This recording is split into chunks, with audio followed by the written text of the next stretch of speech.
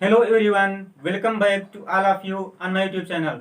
हम लोग आज पढ़ने जा रहे हैं एक नया chapter that is force and laws of motion. Okay, so ये क्लास 9 साइंस का चैप्टर 9 है और हम लोग इसको क्लास 11th में पढ़ते हैं। सो बहुत इंपॉर्टेंट चैप्टर है एंड बहुत इंटरेस्टिंग चैप्टर है। सो स्टार्ट करते हैं। So force and laws of motion. सबसे पहले इसमें क्वेश्चन यही राइज होता है कि फोर्स होता क्या है। ओके, सो फोर्स को समझने के पहले हम लोग ये समझ लेते हैं कि पुश और पुल क्या होता है। हम लोग पुश किसको बोलते हैं और पुल किसको बोलते हैं। तो जैसे ये मार्कर है यहाँ पे रखा हुआ है, अगर हम लोग इसको अपनी तरफ खींचेंगे, ओके, इस मार्कर को अपनी तरफ खींच रहे हैं, इसको बोलेंगे पुल। ओके, अगर इसको अपने से दूर ढकेल रहे हैं तो इसको बोलेंगे पुश। ओके, क्लियर हो गया। सो अब फोर्स को डिफाइन करते हैं। फोर्स क्या होता है? Force is defined as any external effort in the form of push और pull which tries to change or changes the state of rest or of uniform motion of body। इसका मतलब क्या हुआ? कोई एक्सटर्नल एफर्ट, कोई भी external effort push अथवा पुल की फॉर्म में जो ऑब्जेक्ट की रेस्ट की स्टेट को चेंज कर दे, या ऑब्जेक्ट अगर यूनिफॉर्म मोशन से मूव कर रहा है, आगे चल रहा है, तो उसकी स्टेट को चेंज कर दे, तो हम लोग उस एफर्ट को बोलते हैं फोर्स। ओके, सो अभी इसको एग्जाम्पल समझेंगे तो समझ में आ जाएगा क्लियरली। ओके, सो उसका इसमें 3 पॉइंट हो याद रखना। एसआई यूनिट जो होता है फोर्स का वो होता है न्यूटन, हम लोग कैपिटल एन से डिनोट करेंगे। सीजीएस यूनिट होता है डाइन। ओके, और न्यूटन और डाइन में एक रिलेशन होता है, that is 1 newton is equal to 10⁵ dyne. Okay, ये चीज हो गया। और देखो एक चीज पता होगा कई स्टूडेंट को कि क्या फोर्स इज इक्वल टू क्या होता है।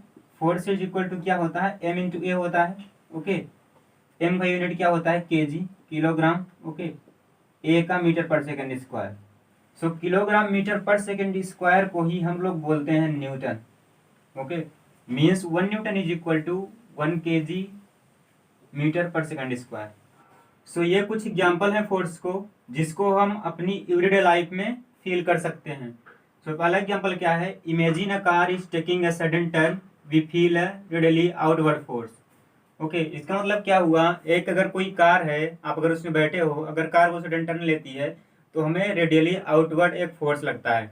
सो इसीलिए बोलते हैं कि सीट बेल्ट लगाना चाहिए। ओके, सो ये है। दूसरा एग्जांपल क्या है? When we are travelling in bus and driver applies the brake we pulls backward. Means अगर हम लोग बस में ट्रेवल कर रहे हैं, अगर ड्राइवर ब्रेक अप्लाई करता है तो हम पीछे की तरफ झुक जाते हैं। Okay, that is we pulls backward. Okay, और थर्ड एग्जांपल क्या है? Take a soft rubber ball between your palm and push the ball from both the side the shape of the ball distorted. Means हम लोगों को क्या करना है? एक सॉफ्ट रबर की बॉल लेनी है। ओके, अपने दोनों पाम से उसे पुश करना है। ओके, दोनों साइड से, तो उसका जो शेप होगा डिस्टार्ट हो जाएगा, मीन्स उसका शेप बिगड़ जाएगा। दैट इज, सो ये हो गया फोर्स, और ये फोर्स को कुछ एग्जाम्पल हो गए। सो इसमें नेक्स्ट टॉपिक है effect of force. Effect of force का मतलब क्या होता है कि फोर्स क्या क्या चीज कर सकता है। सो फोर्स क्या कर सकता है? First is a force can change the speed of the body. Force किसी बॉडी की स्पीड को चेंज कर सकता है। कैसे? मान लीजिए कोई कार है, कांस्टेंट स्पीड से जा रही है। ओके, अगर हम लोग इसको कुछ एक्सटर्नल फोर्स लगाकर अपनी तरफ खींचते हैं, मीन्स पुल करते हैं, सो कार की स्पीड कम होगी। ओके, अगर इसी कार को हम लोग अपने से दूर ढकेलते हैं, मीन्स पुश करते हैं, तो कार की स्पीड बढ़ेगी। ओके, सो ये मतलब हुआ कि a force can change the speed of the body. Next is a force can change the direction of motion. Means जो फोर्स है किसी बॉडी की जो डायरेक्शन होती है मोशन की, उसको भी चेंज कर सकता है। ओके, एंड थर्ड क्या कर सकता है? A force can change the shape of the body. Means जो एक फोर्स होता है किसी बॉडी के शेप को भी चेंज कर सकता है। कैसे? हम लोग देखे थे एग्जाम्पल की एक रबर, कोई सॉफ्ट रबर की बाल है। ओके, हम लोग उसको पुश करते हैं दोनों तरफ से, सो उसका जो शेप है डिस्टार्ट हो जाता है। ओके, उसका शेप बिगड़ जाता है, मीन्स उसका शेप चेंज हो गया। तो ये हो गया इफेक्ट ऑफ फोर्स। सो हमारा नेक्स्ट टॉपिक है इसमें balanced force and unbalanced force. So हम लोग पहले जान लेते हैं बैलेंस्ड फोर्स क्या होता है। बैलेंस्ड फोर्स क्या होता है? It will cause no change in the speed of the object. Means जो बैलेंस्ड फोर्स होता है ऑब्जेक्ट की स्पीड को चेंज नहीं करता है। ओके, जैसे कि एक कोई बॉडी है, अगर ये रेस्ट में है, ओके, तो ये बॉडी रेस्ट पर ही रहेगी अगर उस पर बैलेंस्ड फोर्स लगेगा। ओके, देखो ये कोई बॉडी थी। ओके, यहाँ पे एफ यूनिट का फोर्स राइट की तरफ लग रहा है, एफ यूनिट का फोर्स लेफ्ट की तरफ लग रहा है। ओके, सो ये दोनों फोर्स इक्वल हैं। ओके, सो दोनों फोर्स इक्वल है, मीन्स फोर्स का कोई इफेक्ट नहीं आएगा इस बॉडी पर। सो अगर बॉडी रेस्ट में है तो रेस्ट में रहेगी, अगर बॉडी किसी कांस्टेंट स्पीड से चल रही है तो वो चलती रहेगी। ओके, ये हो गया। वही लिखा हुआ है यहाँ पे कि objects which are not moving will not start moving if acted upon the balanced forces. Okay, इसका मतलब यही हुआ कि अगर कोई ऑब्जेक्ट मूव नहीं कर रही है, मीन्स रेस्ट में है, ओके, सो मूव नहीं करेगी अगर बैलेंस फोर्स उस पर एक्ट करता है। तो ये हो गया बैलेंस्ड फोर्स। सो हम लोग बैलेंस्ड फोर्स का एग्जांपल देख लेते हैं। क्या है? When you are sitting on the chair why are you not falling. जब आप एक चेयर पर बैठे होते हैं तो आप क्यों नहीं गिरते हैं? आपको तो ग्रेविटी के कारण गिर जाना चाहिए, बट नहीं गिरते हैं। ऐसा क्यों होता है? Because of the upward force that is reaction force which the chair applied. क्योंकि जो चेयर होती है हमारे ऊपर एक रिएक्शन फोर्स लगाती है, ठीक है, ठीक इक्वल अमाउंट का जो हमारा वेट होता है। मीन्स जो हमारा वेट जो हम लोग का लगता है चेयर के ऊपर, मतलब उसी फिक्स अमाउंट का चेयर हमारे ऊपर लगाती है force, that is reaction force. Okay, so reaction force जो होता है बैलेंस्ड करता है हमारे वेट को, ठीक है। सो यहाँ पर क्या हो गया? बैलेंस्ड फोर्स हो गए। ओके, हमारा जो वेट है बैलेंस्ड हो रहा है रिएक्शन फोर्स के द्वारा, जो कि चेयर लगा रही है हमारे ऊपर, ऊपर की तरफ। ओके, हमारा वेट नीचे की तरफ लगेगा, ओके, और वही सेम क्वांटिटी का फोर्स चेयर लगाएगी हमारे ऊपर, दैट इज रिएक्शन फोर्स। सो वो फोर्स क्या होंगे? Balanced force. सो ठीक है, सो इसीलिए हम लोग नहीं गिरते हैं। ओके, सो हम लोगों ने बैलेंस्ड फोर्स समझ लिया है। ओके, अब देखते हैं अनबैलेंस्ड फोर्स क्या होता है।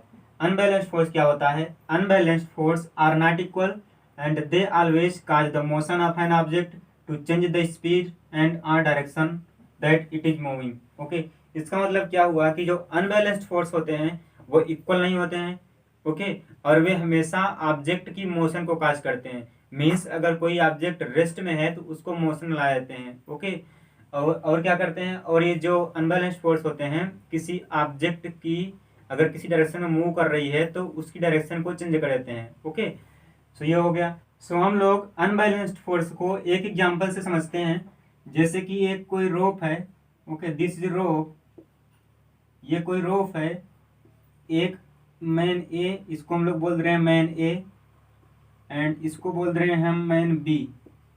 ओके, इसको बोल रहे हैं हम मैन बी। ओके, मैन ए इस रोप को खींच रहा है अपनी तरफ 60 न्यूटन फोर्स से, ओके, जबकि मैन बी है जो अपनी तरफ खींच रहा है वो 30 न्यूटन से खींच रहा है।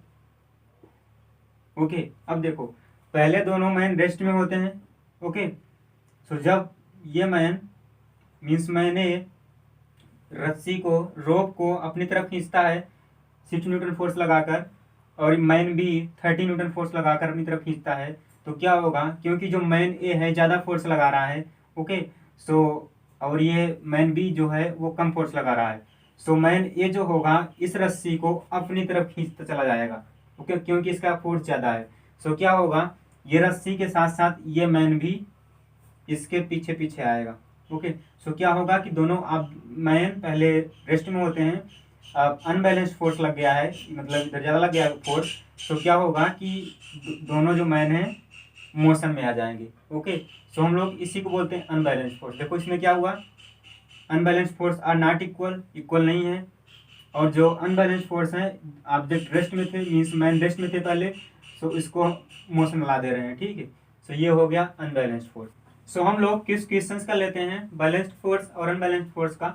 सो फर्स्ट क्वेश्चन है change in motion is caused by, means change in motion किसके कारण होता है। हमको 4 चॉइस दिया हुआ है। First is balanced force, second unbalanced force, third is both, and fourth none of these. So इसमें से कौन सा ऑप्शन सही होगा? सो मोशन में चेंज किस फोर्स के कारण हो रहा था? हमने अभी देखा वो हो रहा था अनबैलेंस्ड फोर्स के कारण। ओके, और ये जो बैलेंस्ड फोर्स है कोई अफेक्ट नहीं होता इसका मोशन पर। ओके, सो यहाँ पे क्या हो जाएगा सही ऑप्शन? Unbalanced force. सो हम लोग यहाँ पे लिख भी दे रहे हैं काजेज मोशन। ओके, सो ये हो गया। सो ये क्वेश्चन सेकंड है, इसको सॉल्व करते हैं। क्या है? Find the net force for the following given diagram. Means इस डायग्राम के लिए हमें नेट फोर्स निकालना है।